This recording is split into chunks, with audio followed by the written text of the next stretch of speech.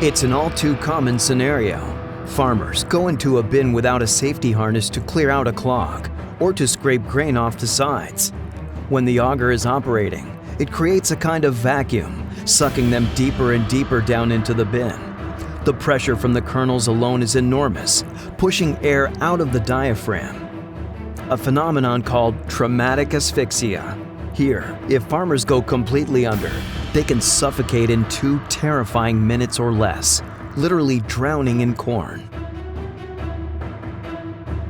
So everybody, this is Kirbe from FarmHER. She is our volunteer victim to be sunk into the bin today. So we're going to get her straight into the bin. Right there. So Lauren's going to turn the auger on underneath her. I want you to count with me how long it's going to take. I got you. I'll give you some extra grain there. Okay. Thank you for that. Appreciate it. You ready, Lauren? Yep. Go for it. 1001, 1002, 1003, 1004, 1005, 1006, 1007, 1008. I can't believe it all already. 11, 12, Oh, now it's real sinking. 18. Yeah. 18 seconds it took to trap her down I can't to move her at all. waist. It's like I'm in cement. Yes. Yeah, it's like I'm put. It's cold down there. What? It's really cold. Oh, the grain's cold. Yeah, I can't move at all.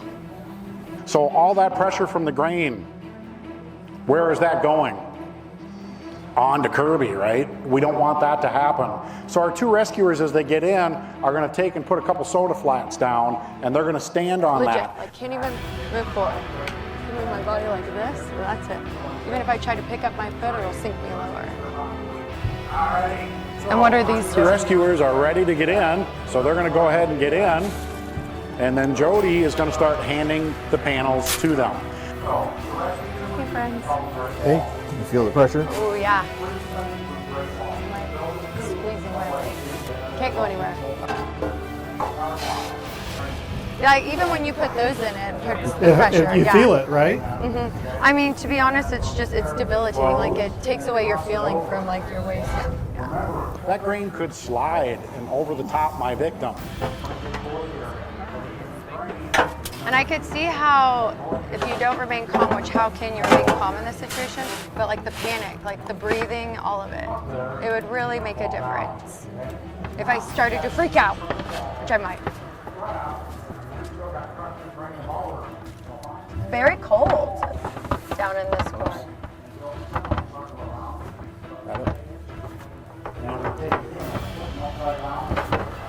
All right, you doing all right? Hi, yep, doing good.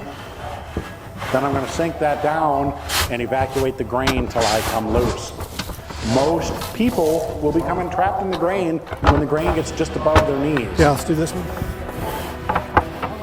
So they're going to build the tube around, then they're going to sink it down with their hands, then they're going to stand on the tube. Yep, Okay? doing good. We'll put this auger in there. Okay. It's all protected here.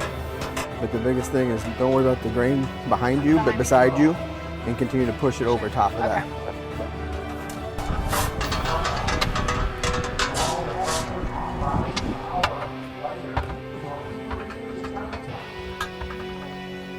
Alrighty, so we've got the tube built around, they've got the auger in, so he's going to power that up. Now, we've got to use, go ahead, a cordless, brushless drill. Because remember, inside that bin, we've got grain dust, which is explosive, okay? And a regular cordless drill sparks when you start it, and it sparks when you stop it. Do we want the sparks inside that bin? No, so it's got to be a cordless, brushless drill. So in the 10 minutes it's going to take us to rescue her out of there, the pressure from the grain is going to put pock marks in her legs, and it's going to take her body a full hour to push those pock marks back out. So I can talk to you all day about the pressure of the grain, but you're going to be able to see exactly what that does. They are to the point where it's down to her knees, so they're going to put that pole across. So you can put your hands up here, Okay. brace yourself, and take little baby steps and see if you can inch your way back out. I feel like a little more stuck this time. Yeah. Okay. Put your hands up here in this little baby steps. You okay? Oh gosh, yep. right. Did it. I did it. Now you can wave at everybody. I survived. So she is free. We're gonna pull that out. We'll pull this out. So our two rescuers on the outside and then Kirby on the inside is gonna help pull straight up. There we go.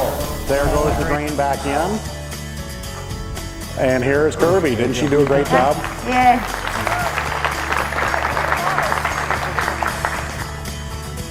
I could see how, well, the longer you're in there, you see why they take individuals to the hospital because, again, it's a debilitating experience. And it's not only debilitating physically, but mentally and just on your respiratory system. I don't know what I would have done if I was buried to here. I know plenty of people who grow up on farms, they play around farm equipment all the time. They play around grain bins. And it's something you know, but you sometimes don't think about. But then as a farmer, when you're in the act of doing something and you're trying to move grain and something gets stuck, you're just wanting to get your job done. And we've heard that today, we're learning about that. And so your first thought isn't, oh my gosh, I better not get in there, I'm gonna sink. You're like, hey, I gotta finish this out so we can get the grain to market. And again, you're just not thinking about that, but you're definitely thinking about all of that when you're stuck in there. The whole purpose behind this is we want to keep more farmers and we want to keep more people in agriculture. And if this is something that we can do, especially those who are involved with anything to do with the grain bin, we want to educate people to save more lives and continue to provide more food for everyone.